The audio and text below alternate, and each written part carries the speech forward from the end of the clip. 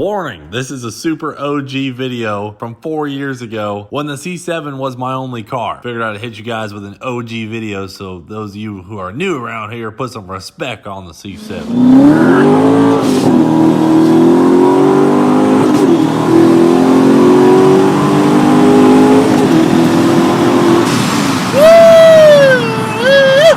That's letting the bald eagles rip. I tell you what, all you need is 4 gears in a car like this.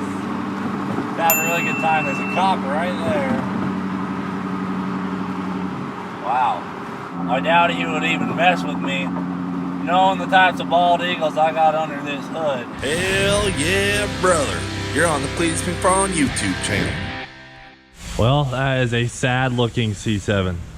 It even looks sad. It even looks sad, but we're here to change that today. So, guys, you haven't seen the C7 since the original dyno videos. You guys didn't even get to see any rips, and the thing just kind of disappeared from the channel except for when you saw in the background of Jeremy's video, which some people picked up on. But the reason I didn't say anything, and I think you guys will understand, because I think on this channel more than anyone's channel, you guys understand that we break a lot of stuff. Well, here's the deal with the C7. As you guys know, we put a Texas Speed 427 in it. Now, we've been working with Texas Speed for a long time, and part of that relationship, you know, they've helped us do incredible things, and we're trying to help them do incredible things. So sometimes we try out some prototype stuff. We end up being the guinea pigs, which is R&D department. We are the R&D department. We're kind of the guinea pigs of certain projects, and they try certain things with us, and occasionally it works amazing. Sometimes it doesn't work. So the issue that we had with the C7 is once we got it finished on the street, we had a water flow problem and we couldn't keep the thing cooled down. So we, you know, on the dyno, it was no problem. We made about 1,000 horsepower. Just on Yeah, the only limitation we had on the dyno was the intercooler. But once I started driving and actually loading the thing, we had a issue with water flow. So we had to pull the engine out of the C7 and send it back to Texas Speed so they could just see it for themselves, because us relaying information to them is just not the best way to do R&D. So we sent them the motor. They changed some stuff with some of the water jackets, things like that.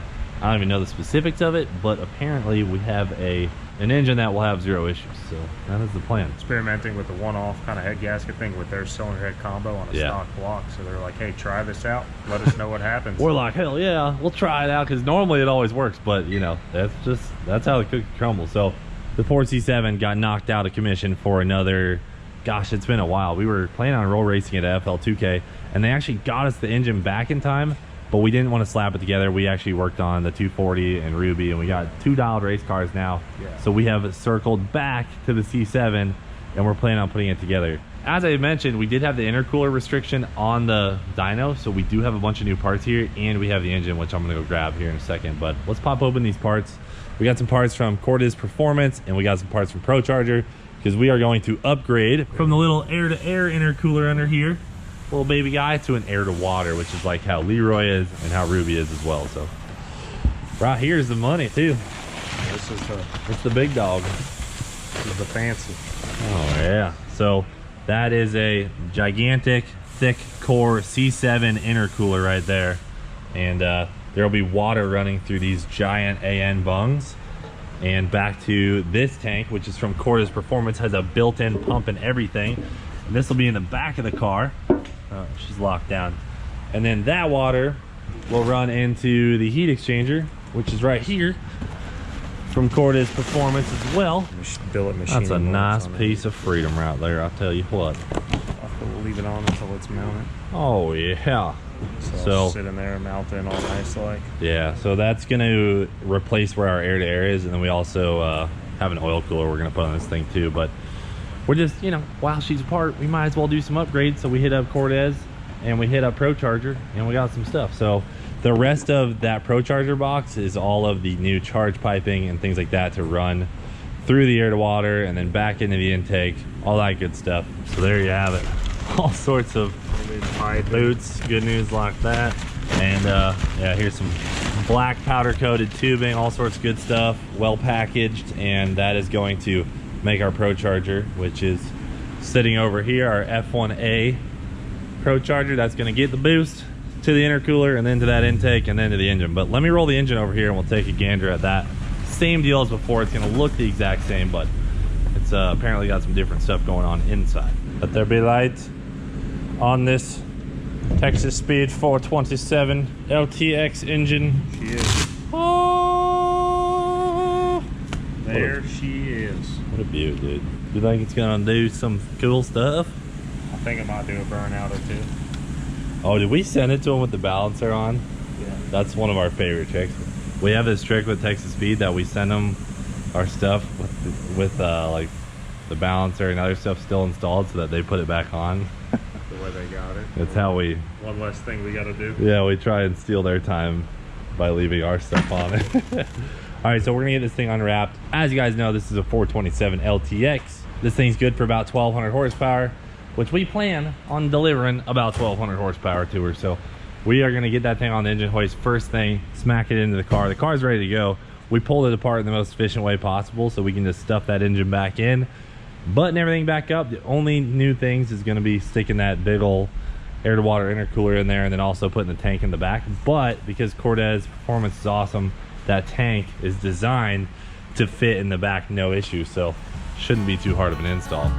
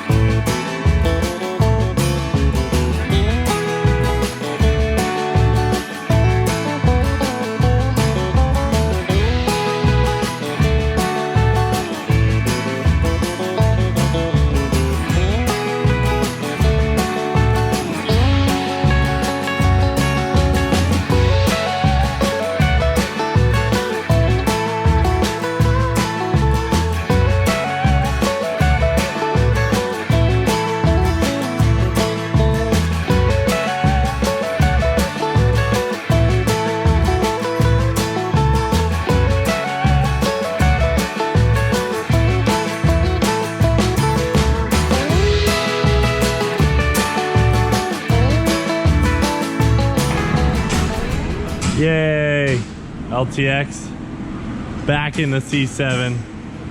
Turn that frown upside down. James tightened up the last bell housing bolt. We are good to go. We just got to get it to drop onto the engine mounts and we are set. All right, folks, engine's in. So next steps would be, what should we do? Should we get the engine all locked down, ready to rip, and then take apart, you know, like the air to air and all that stuff? Or what do you think? So I'm pretty much getting the motor sealed, in better terms. I like it. Know, throw the intake valley on. cover, injectors, all that stuff, you know, pump. Headers. Get it pretty much there. I'm not going to dress the front of the motor because we have a radiator to do. Yes, right now, that radiator is really easy to do. We start stacking a fan and you know, water pump, pro charger, all that stuff. It fills up quick in here. Fills up really quick. Yeah, we go from all this space to no space real fast. We can save ourselves some time and effort if we just do that. Seal the engine, do the pro charger stuff, and the radiator and the new air to water. We can get the air to water intercooler done, the radiator done, the heat exchanger done. Then we can put the pro charger on, pipe it, and then run our water lines because that's probably going to be blasted. Yep. So we got a thicker radiator just because these are only 1-inch radiators that come stock in these, and just by having a bigger displacement engine, we know that it's going to probably make a little more heat. So we got a new 2-inch radiator over there. Gonna slap that in as well as the heat exchanger, which you know you guys already saw. And then are we just kind of sandwiching this with the radiator? I think that's got a specific spot that goes, like it's meant to mount somewhere. Once we get the air to air out of it, I know the air to water sits off to the side instead of in front. Yeah, of the it goes in the bumper, so I think right? that's made to sit in a factory location. So I think we got to take the freaking bumper off, right? Yeah, I'll have to get the instructions, but I'm pretty sure we do. Yeah, this, guys, that Pro Charger air to water piece sits in the bumper over here. Yeah, I think it sits like behind and underneath that headlight. Yeah. In that front, like wheel well blank space that's there. I think we're gonna have to remove the bumper, which sucks, but it's not the end of the world. I think we've had the bumper off of this car maybe one time before. Other than that, we gotta hook up the air conditioning, put the headers on, put the intake on, and just kind of seal it up like James said, and we will be well on our way to installing the rest of the bits and getting this thing up and running this week. Turn that frown upside down. It's more like a O face, like oh. Yeah, oh, we're gonna make some more power now. And then we're gonna have to contact one of our local YouTube tuners that we got going around here. We will get this thing freaking fired up. So we're gonna get to work here, start shredding on some of this live action. That's it for now. Thanks for watching. Do it for Dale. We will freaking see you later.